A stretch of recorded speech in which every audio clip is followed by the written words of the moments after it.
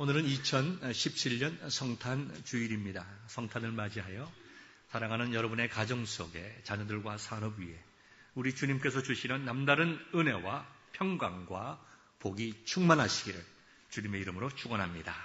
우리 서로 인사합시다. 메리 크리스마스. 메리 크리스마스. 우리 서로 인사합시다. 어떤 글을 보니까 성탄절에 주일학교에서 선생님이 어린 아이들에게 질문을 했습니다. 얘들아, 예수님이 탄생하신 곳이 어디냐 했더니 한 아이가 미 하면서 손을 들더니 뭐라고 얘기하면 토이자러스요. No, he was not born in Toys R Us. He was born in Walmart. 크리스마스 하면 어린 아이들이 다 선물과 연관해서 생각을 하니까 아마도 그들의 마음속에는 예수님께서 토이자르스에서 태어나시고 월마트에서 태어나셔서 엄마 아빠와 함께 거기 간다고 생각할지 모르겠습니다. 예수님께서 태어나신 곳은 베들레헴이었습니다. 예수님께서 탄생하실 때에 세상에는 많은 unusual한 일들이 일어났습니다. 오늘의 본문에 본 것과 같이 베들레헴 지방에서 양떼를 지키던 목자들에게 천사가 영광 중에 나타나서 그들에게 말했습니다. 두려워 말라.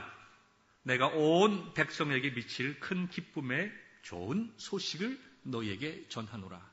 오늘날 다윗의 동네에서 너희를 위하여 구주가 나셨으니 곧 그리스도 주시니라.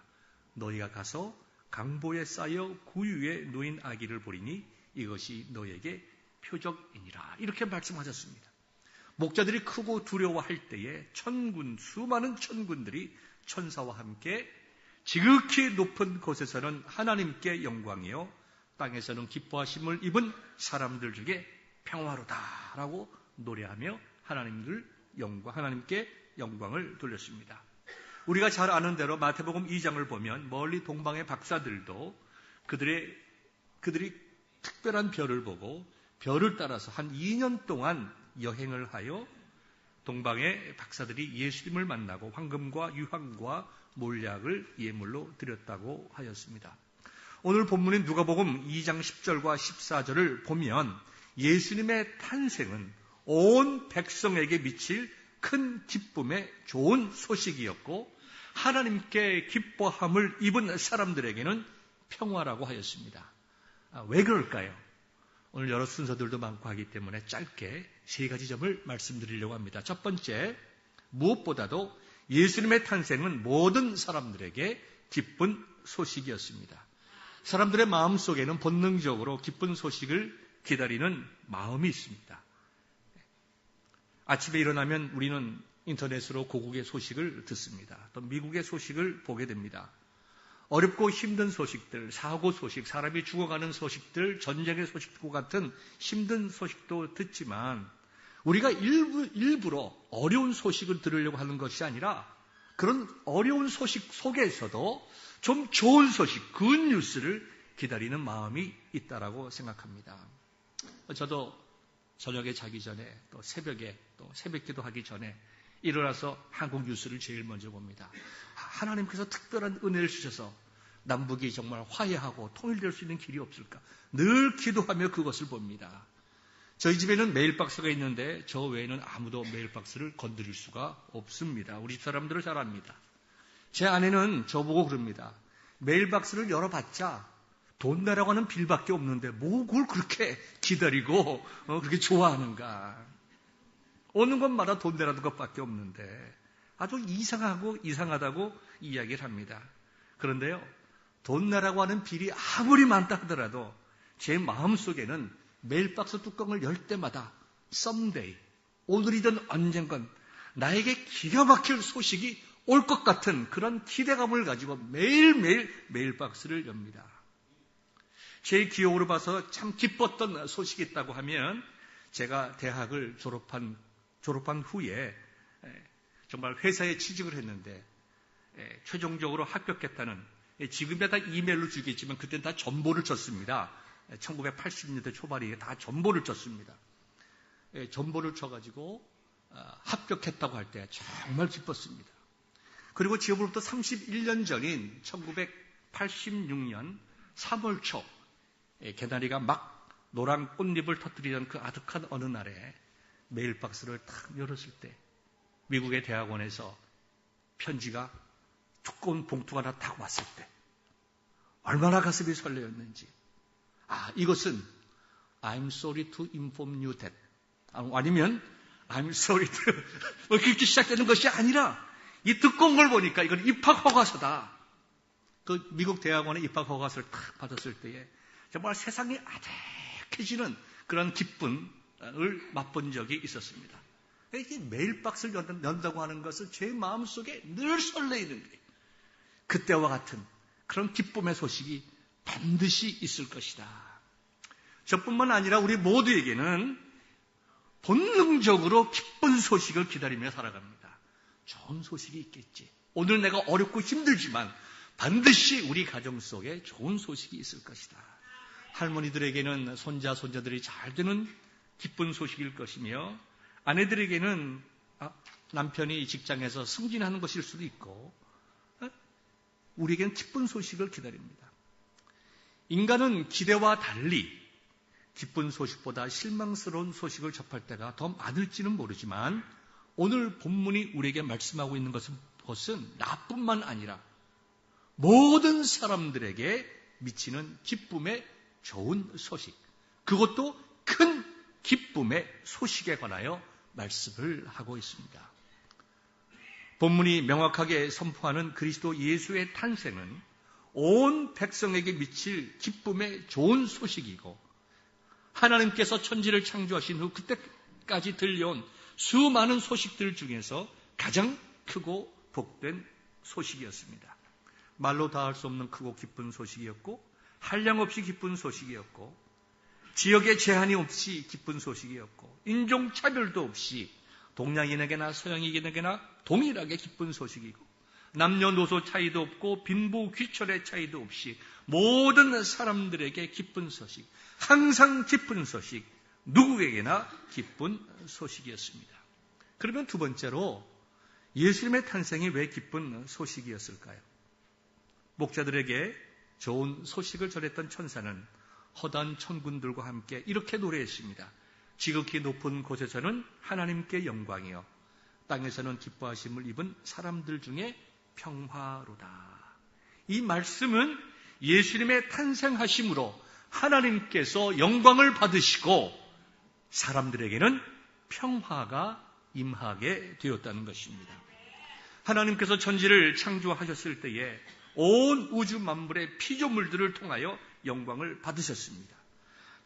하나님께서 창조하신 에덴 동산에서 사람들은 평화를 누리고 살았습니다. 그러나 아담이 범죄한 후에 모든 상황은 달라지고 말았습니다. 에덴 동산에서 쫓겨나게 되었고 생명과 복의 근원이신 하나님으로부터 단절되었고 그 결과로 하나님께서 기뻐하시는 선하고 의로운 삶을 살 수도 없고 죄와 타락의 결과로 멸망의 형벌을 받아야 할 운명적인 존재가 되고 말았습니다. 인간뿐이 아닙니다. 인간의 범죄로 자연계도 크게 변해서 인간이 고생하며 살 수밖에 없는 상태가 되고 말았습니다. 전쟁이 있고 재난이 있고 배고픔이 있고 질병과 갈등과 사망, 하나님께서 하나님으로부터 받은 죄의 결과입니다. 인간은 완전한 행복을 위하여 창조되었지만 행복을 잃어버렸습니다. 참 자유와 평강을 누리도록 창조되었지만 그 모든 것을 잃어버렸습니다. 그 결과 기쁨도 잃어버리고 소망도 잃어버리고 그 결과 죽음을 향하여 가고 있는 존재들이 되었다는 것입니다. 이런 인생들은 스스로 잃어버린 행복을 찾기 위해 노력했습니다. 복을 추구하게 되었습니다. 평화를 추구하게 되었습니다. 소망을 찾기를 소망했습니다. 그래서 인간들은 종교도 만들어보고 문화와 예술도 만들어보고 물질적인 쾌락도 누려보고 그러나 그 모든 것이 인간에게 참된 소망과 만족과 행복을 주지 못했습니다. 왜 그럴까요? 참 행복과 평안과 소망은 사람으로부터 나오는 것이 아니라 하나님으로부터 나오고 하나님과의 관계가 깨어짐으로 그 모든 것들도 다 잃고 말았기 때문에 우리가 하나님과의 관계가 회복되기 전까지는 그 모든 것을 찾을 수 없는 상태로 되고 말았습니다. 우리가 잃어버렸던 하나님, 인간의 타락으로 찾지도 않고 헛된 종교를 만들어서 우상이 하나님인 줄 알고 섬겼던, 그리고 진노의 자식이었던 우리들이 참된 행복과 기쁨과 소망을 주시는 하나님을 만날 수 없었지만, 놀랍게도, 참으로 놀랍게도 하나님께서 먼저 우리 인간들이 볼 수 있는 모습으로 이 땅에 오셨습니다. 인간의 모습으로 오신 하나님, 그분이 오늘 본문에서 말씀하고 있는 바로 예수님이십니다. 죽을 운명의 우리들이 잃어버린 하나님을 만나 다시 한번 인간과 하나님 사이의 화평을 유지하고 그 결과로 잃어버렸던 참 행복과 축복과 평화와 기쁨을 찾을 수 있게 되었다는 소식이 오늘 저와 여러분들이 읽었던 본문입니다. 이 큰 기쁨의 좋은 소식, 백성들에게 미칠 큰 기쁨의 좋은 소식이 이 시간에도 저와 여러분들에게 있기를 주님의 이름으로 축원합니다. 세 번째로 이 큰 소식, 기쁨의 소식의 핵심이 무엇일까요? 그것은 하나님과 우리와의 평화입니다. reconciliation, 평화. 이 평화와 평화가 주는 자유입니다. 원래 평화와 자유라는 것은 분리될 수 없는 밀접한 관계를 가지고 있습니다. 자유가 있는 곳에 평화가 있으며 자유가 없는 곳에서는 참된 평화가 절대로 존재할 수가 없습니다. 갈라디아서 5장 1절을 보니까 그리스도께서 우리로 자유케 하려고 자유를 주셨으니 그러므로 굳세게 서서 다시는 종의 멍에를 매지 말라고 하셨습니다. 로마서 5장 1절에 보니까 우리가 믿음으로 의롭다 하심을 얻었은즉 우리 주 예수 그리스도로 말미암아 하나님과 더불어 화평을 누리자. 얼마나 귀한 말씀입니까? 하나님과 우리와의 화목 없이는 인간에게 참된 기쁨과 평화가 존재할 수 없다는 것입니다. 이러한 참된 평화와 행복과 기쁨을 주시기 위해서 예수님께서 이 땅에 오신 날이 곧 성탄절입니다. 누구든지 예수님이 주시는 자유를 얻어야 평화를 얻게 되는데 예수님께서 죄에서 자유를 주시기 위해서 이 땅에 오셨습니다. 예수님께서는 죄의 결과로 영원한 죽음의 속박 아래에 있던 우리들에게 하나님의 화평을 누리게 함으로 참 자유를 주셨습니다. 참 화목을 주셨습니다. 죄와 속박으로부터 우리를 자유케 하시고 영원한 생명을 주셨습니다. 그렇기 때문에 예수님의 탄생은 기쁨의 좋은 소식이며 온 백성에게 미칠 구원의 좋은 소식이 되는 것입니다. 예수님의 탄생은 모든 사람들에게 누구에게든지 어디서나 큰 기쁨의 좋은 소식입니다.